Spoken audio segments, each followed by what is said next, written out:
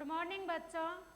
आज हम कक्षा 6 का हिंदी का अध्याय 5 का अध्ययन करेंगे, जिसका नाम है मासूम काचू। बच्चों, ये कहानी है और यह कहानी किसने लिखी है? गोविंद शर्मा द्वारा लिखी गई है। इस कहानी में गोविंद शर्मा ने मासूम काचू एक ऐसे व्यक्ति के बारे में बताया है जो बहुत ही मासूम है, जिसके मन में कोई छल कपट नहीं, जो लड़ाई झगड़े में बिल्कुल विश्वास नहीं करता, और उस व्यक्ति का नाम है काचू। तो उसी के बारे में आज हम इस कहानी में पढ़ेंगे। तो देखो, सच्चे और ईमानदार व्यक्ति के लिए अपनी ही चीज़ मांगने में हिचकिचाहट महसूस करना कितनी बड़ी बात है। ऐसी घटना किसके साथ हुई? जो इस कहानी का पात्र है, कौन? काचू। उसके साथ भी ऐसी ही एक घटना घटी, जिसमें उसने थोड़ा साहस बटोरकर अपनी ही टोपी को बेंच पर सोए व्यक्ति के सिर से उतार तो लिया, परंतु इस कार्य के लिए स्वयं को वो अपराधी समझने लगा। भोला भाला काचू अपनी सरलता, भोलेपन और निश्चलता से सबका मन मोह लेता है। काचू कैसा व्यक्ति है? उसके मन में क्या है? सरल स्वभाव उसका मन बिल्कुल साफ, और इसी के कारण वो सबका मन मोह लेता है। तो देखो, अब हम कहानी शुरू करेंगे। हर साल सर्दी आती है बच्चों। सर्दी का मौसम आप लोगों को पता ही है कैसा होता है, जिसमें क्या लगती है? हमें बहुत ज़्यादा ठंड लगती है।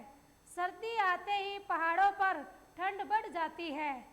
काचू इस ठंड से उतना परेशान नहीं होता जितना सर्दी की वजह से काम धंधों के बंद होने से।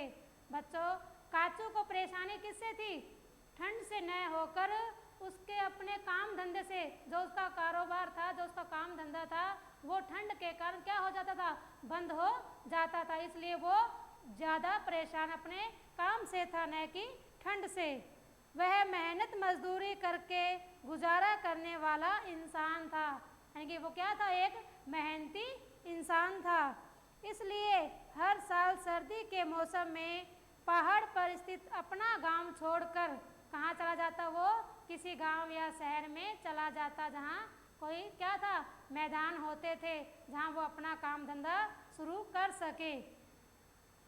वह मजदूरी कर अपना घर चलाने के लिए कमाई करता था, यानी कमाई मतलब परिश्रम, मेहनत करता था।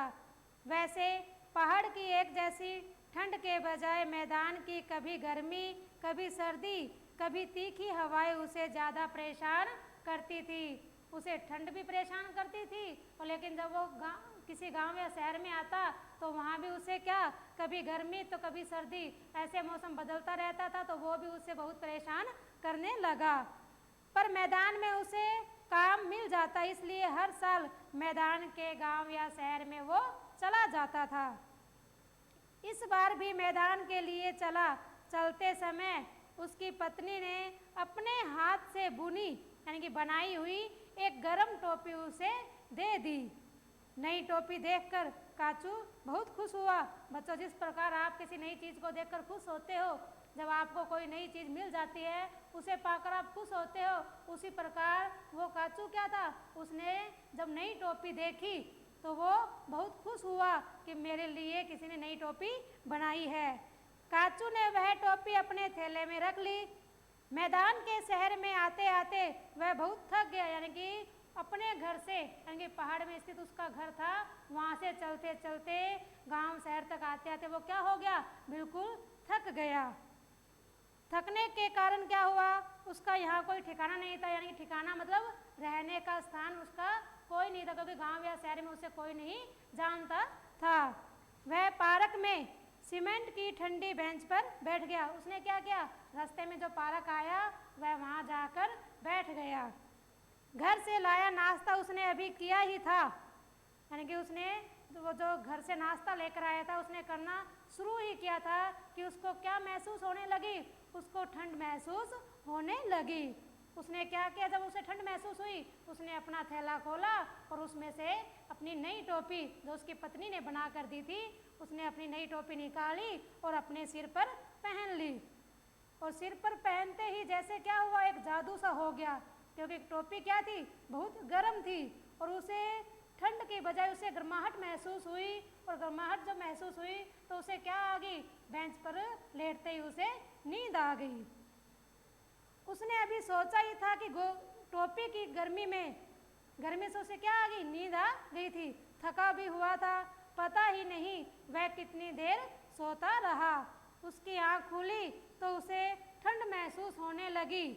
वह मन ही मन सोचने लगा, क्या टोपी में इतनी ही देर के लिए गर्मी थी? मैंने एक बार में ही सारी गर्मी खर्च कर दी।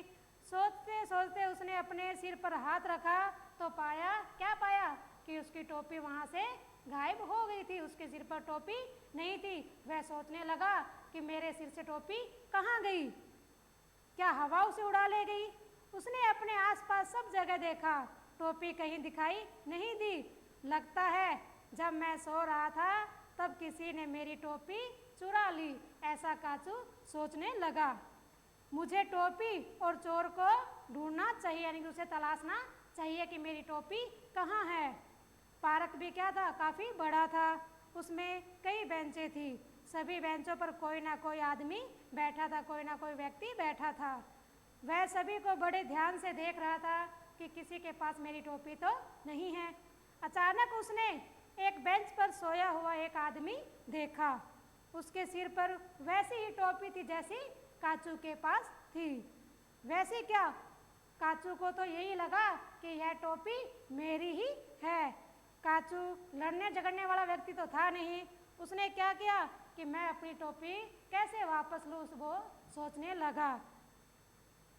तो उसने एक उपाय सोचा, और वो उपाय क्या सोचा, देखो, यदि मैं भी ये टोपी उसी प्रकार लूँ जिस प्रकार इस व्यक्ति ने मुझसे ली है, तो क्या ये मेरा उपाय, ये मेरी योजना सफल हो सकेगी? तो देखो उसने क्या किया, वह सोचने लगा अपनी टोपी कैसे वापस लूँ। यदि मैं नींद से जगा दूंगा तो हो सकता है वह आदमी टोपी के साथ भाग जाए।